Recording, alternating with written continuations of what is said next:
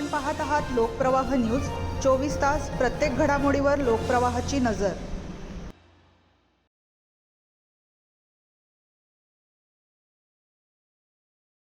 Bogus शिक्षकांसाठी प्रत्येकी लाखांची डील, शालार्थ आयडी घोटाळ्यात नवा धक्कादायक खुलासा। बहुचर्चित शालार्थ आयडी घोटाळ्याच्या तपासात आणखी एक धक्कादायक माहिती समोर आली आहे। या प्रकरणातील संशयित आरोपी याने चौकशी दरम्यान बोगस शिक्षकांच्या शालार्थ आयडीसाठी बनावट मान्यता मिळवून देण्याच्या बदल्यात प्रत्येकी लाखो रुपये घेतल्याची कबुली दिल्याची माहिती तपासातून समोर आली आहे। या खुलाशामुळे शिक्षण विभागात मोठी खळबळ उडाली असून तपास अधिक वेगाने सुरू आहे। तपास यंत्रणांकडून प्रकरणातील आर्थिक व्यवहार, बँक खात्यातील देवाणघेवाण, कागदपत्रे तसेच संबंधित अधिकारी, मध्यस्थ आणि लाभार्थी यांची सखोल चौकशी केली जात आहे। या व्यवहारांमागे आणखी मोठे रॅकेट कार्यरत असल्याचा संशय व्यक्त केला जात असून पुढील तपासातून आणखी धक्कादायक बाबी समोर येण्याची शक्यता आहे। या घोटाळ्यामुळे शिक्षण विभागाच्या कार्यपद्धतीवर गंभीर प्रश्न उपस्थित झाले आहेत। बनावट मान्यता, शालार्थ आयडी आणि आर्थिक गैरव्यवहाराच्या या प्रकरणात दोषींवर कठोर कारवाई करण्याची मागणी जोर धरत आहे। दरम्यान तपास यंत्रणांकडून सर्व संबंधित पुरावे गोळा करून या प्रकरणातील संपूर्ण साखळी उघड करण्याचे प्रयत्न सुरू आहेत। Ready sir. नमस्कार, मी पोलीस इन्स्पेक्टर शेळके, आर्थिक गुन्हे शाखा, नाशिक रोड, नाशिक शहर। आज काल 2 दिवसापूर्वी प्रशांत वाडेले हा आरोपी आम्ही धुळे येथून आणलेला आहे।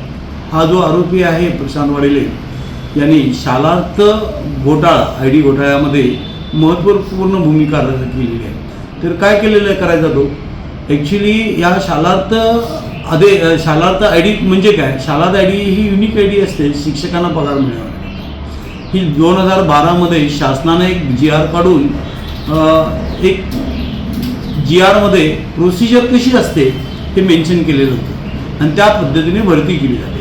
परंतु त्यानंतर ही भरतीप्रमाणे शिक्षक पवित्र प्रणालीमध्ये भरू नये किंवा आधीचे करता येत नसल्यामुळे काही शिक्षकांची इलिगली आणि बनावट कागदपत्रांवर भरती करायला सुरुवात केली। याच्यामध्ये हा जो वाडेले आहे, हा प्रशांत वाडेले हा वैयक्तिक मान्यता मिळवून देण्याचं काम संबंधित शिक्षण अधिकारी यांच्याकडून आहे। याचं काम धुळे आणि नंदुरबार येथे जास्त आहे। नाशिक जिल्ह्यामध्ये आहे, मालेगाव येथे त्याचे एजंट, सब एजंट आहे। हा एक महत्त्वाचा एजंट आहे। हा 8 संस्थांचा आत्तापर्यंत तपासात मिळालेला आहे। 8 संस्थांचा चालक होता, त्यातल्या 6 संस्था शालेय संस्था बंद आहेत, 2 संस्था चालू आहेत।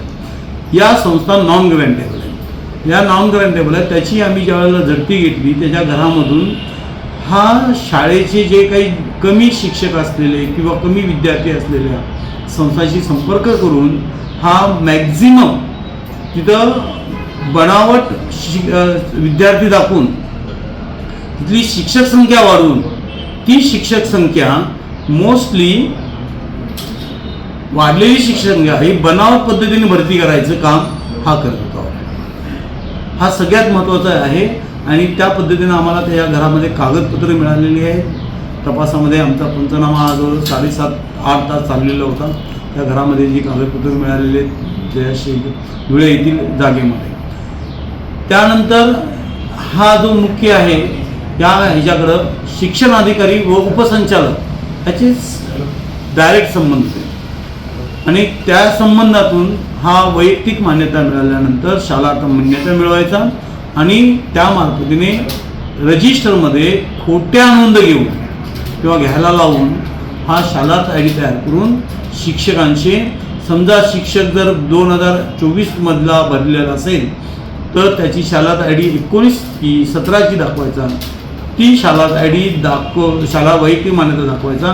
परंतु ती शालार्थ वैयक्तिक मान्यता दाखवण्यापूर्वी 12-13 मध्ये तो नेमणूक झाल्याची दाखवायचा आणि तसे त्याच्याकडे पूर्वीच्या काही टायपिंग रायटरवर जसं काही हे होते तसे कोरे कागदपत्र सापडलेले आहेत, ते जमा हाताळलेले।